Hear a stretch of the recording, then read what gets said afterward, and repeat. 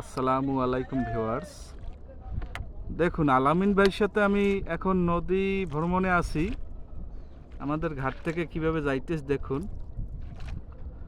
আলামিন ভাই, আজ তো মাছ পাইলেন কম, ঘটনা কি আপনার?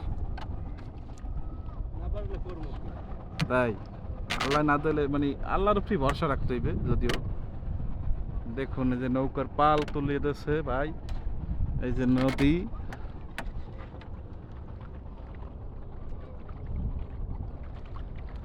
অসাধারণ ভিউটা লাগতে আছে। এই যে বাওয়া লাগে না, মানে নৌকা বাওয়া লাগে না, এই যে বাদাম রাখছে, বাদামে চলতে আছে নৌকা, সুন্দর ভালোই চলতে আছে।